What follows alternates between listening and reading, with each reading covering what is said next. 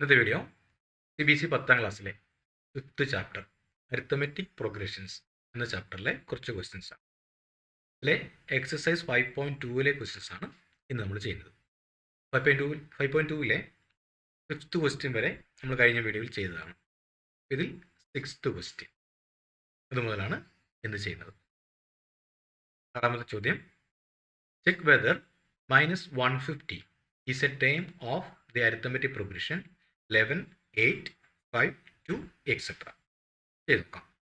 ഇവിടെ progression arithmetic progression 2, 11, 8, 5, 2, etc. 150 ഇതിലെ ഒരു ടേം ആണോ എന്ന് ചെക്ക് ചെയ്യണം. നമുക്ക് ആദ്യം an is equal to -150.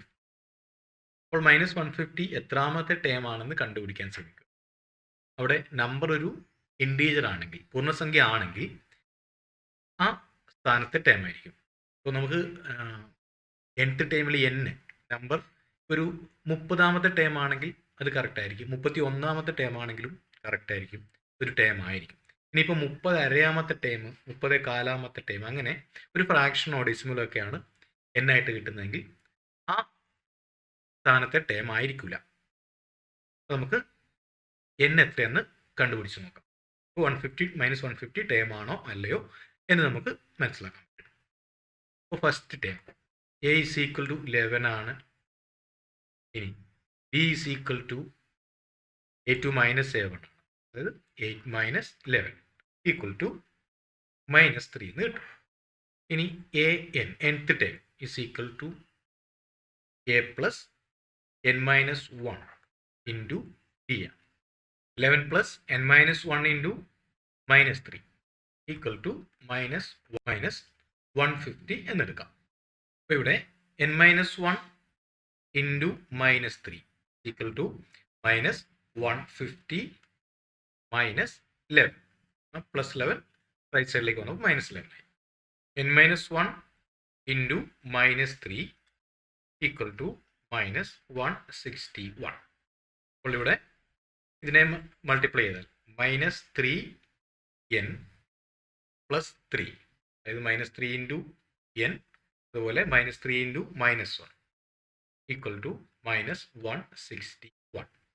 അപ്പോൾ -3n equal to -161 -3. -3n equal to -164.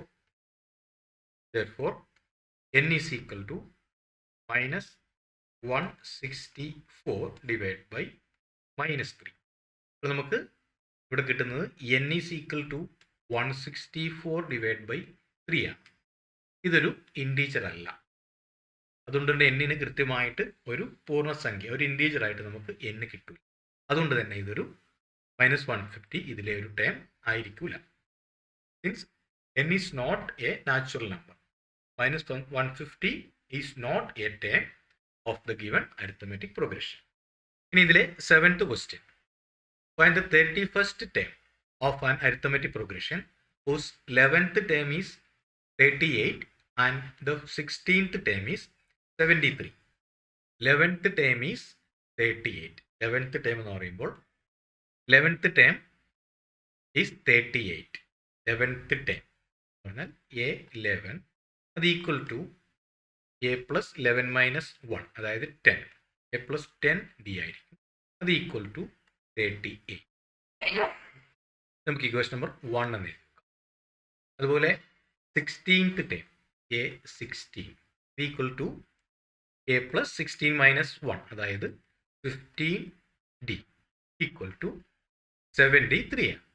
Equation number 2 എന്ന് കൊടുക്കാം. അപ്പോൾ ഇവിടെ a രണ്ട് ടൈമിലും കോമൺ ആണ്. നമുക്ക് ഇക്വേഷൻ നമ്പർ 1നെയും 2നെയും നമ്മൾ സോൾവ് ചെയ്താൽ നമുക്ക് എലിമിനേഷൻ മെത്തേഡ് സോൾവ് ചെയ്യാം. അതിൽ നമുക്ക് d കിട്ടും. ഇനി ഡിയുടെ വാല്യൂ നമുക്ക് ഏതെങ്കിലും ഇക്വേഷൻ സബ്സ്റ്റിറ്റ്യൂട്ട് ചെയ്ത് കഴിഞ്ഞാൽ എയുടെ വാല്യൂ കിട്ടും. അപ്പോൾ എയും ഡിയും കിട്ടിയാൽ പിന്നെ നമുക്ക് ഏത് ടേം വേണമെങ്കിലും കണ്ടുപിടിക്കാം. അപ്പോൾ ഞാൻ ഇക്വേഷൻ നമ്പർ 2 മൈനസ് 1 ചെയ്യും. ഇവിടെ എയിൽ നിന്നും എ പോയി, അത് എലിമിനേറ്റ് ചെയ്ത് പോയി. ഇനിയുള്ളത് 15d മൈനസ് 10d ആണ്.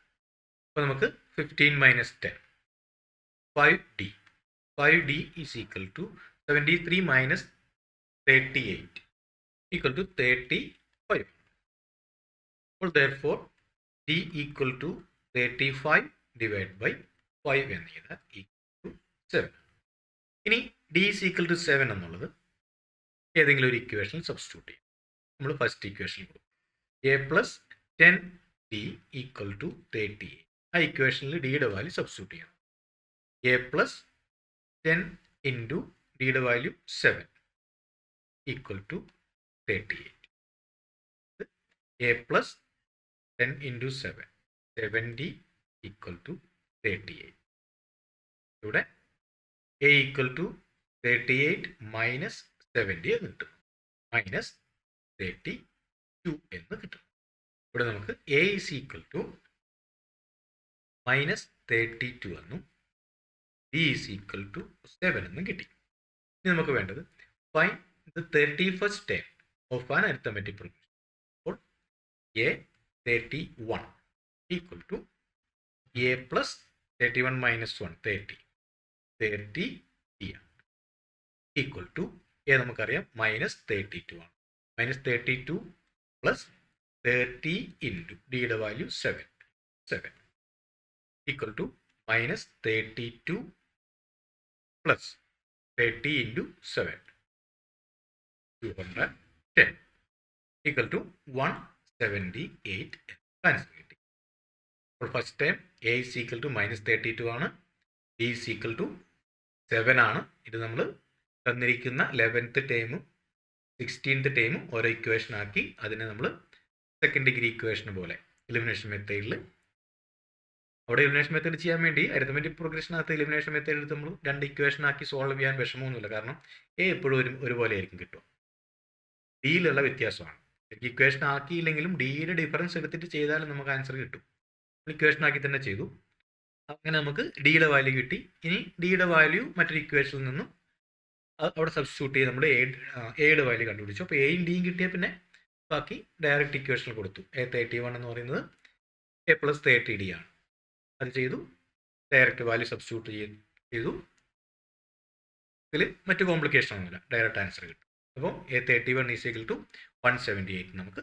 ഇനി ഇതിലെ 8th question. An arithmetic progression consists of 50 terms, of which third term is 12 and the last term is 106. Find the 29th term. An arithmetic progression consists of 50 terms. അതിൽ നമുക്ക് n is equal to 50 എന്നാണ് എഴുതി വെക്കാം. Third term is 12. Third term എന്ന് പറഞ്ഞാൽ A3. അത് equal to a plus 2d ആയിരിക്കും. Equal to 12 ആണ്. ഇക്വേഷൻ നമ്പർ 1 എന്ന് കൊടുത്തു. പിന്നെ ആൻഡ് ലാസ്റ്റ് ടേം.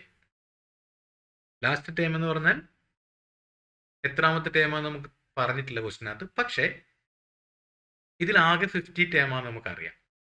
അത് 50th ടേം ആയിരിക്കും. അപ്പോൾ A50 ഈക്വൽ ടു അത് a പ്ലസ് 49d ആയിരിക്കും. ഈക്വൽ ടു അത് 106 തന്നിട്ടുണ്ട്.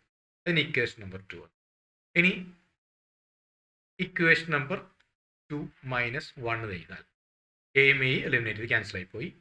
49dയിൽ നിന്നും 2d കുറച്ചാൽ 47d ഈക്വൽ ടു 106 മൈനസ് 12 94 നമുക്ക് കിട്ടും.